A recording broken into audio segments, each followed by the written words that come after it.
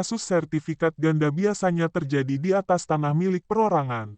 Tapi di kota Palopo, Sulawesi Selatan tidak demikian. Justru terpraktekkan pada lahan publik yakni Islamic Center.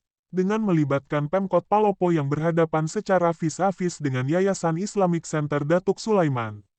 Yayasan ini secara de facto dikenal selama ini sebagai pengelola Masjid Islamic Center yang menguasai lahan seluas 11 hektar.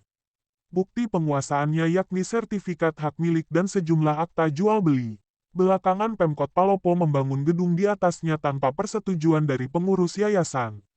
Dari hasil penelusuran tim Jaskort dari berbagai media menyimpulkan bahwa Pemkot Palopo bersikap seperti itu karena mengklaim lahan di kawasan Islamic Center merupakan aset Pemkot Palopo. Untuk membuktikannya Pemkot Palopo menunjukkan sertifikat hak atas tanah. Karena itu tidak mengherankan. Hingga video ini diunggah, pembangunan gedung yang menelan anggaran APBD sebesar 50 miliar rupiah itu tetap berjalan. Untuk memastikan klaim siapa yang dapat diterima, maka seharusnya ditelisik sejarah kepemilikan lahan. Bukan sekedar melihat bukti-bukti formal seperti diskusi yang berpendar di sana. Menurut kami, ada beberapa pertanyaan yang layak diajukan untuk mengungkap riwayat kepemilikan lahan di kawasan Islamic Center. Pertama, apakah lahan yang diperebutkan itu awalnya merupakan tanah yang bebas dari klaim orang selain kedua kubu yang bertikai?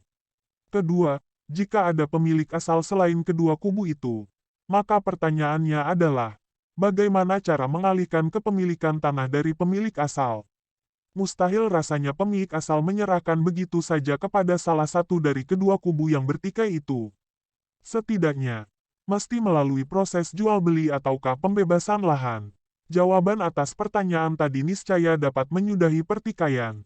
Tetapi semua itu tenggelam dalam kerumitan yang seakan sengaja diciptakan. Entah oleh siapa, dan bagi keperluan apa. Dan semakin rumit karena Kejaksaan dan Kepolisian Resort Kota Palopo mengambil peran dalam penyelesaiannya. Padahal selama ini, persoalan sertifikat ganda adalah hal yang berkenaan dengan keabsahan sertifikat. Sehingga penyelesaiannya berada dalam cakupan hukum keperdataan. Sekalipun dalam kejadian ini melibatkan Pemkot Palopo.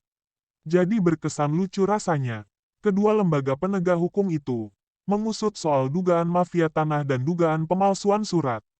Sebab belum ada putusan hakim yang memastikan keabsahan dari bukti surat yang dimiliki oleh kedua kubu. Biasanya BPN mempertemukan para pihak untuk bermediasi dalam menyelesaikan kasus sertifikat ganda.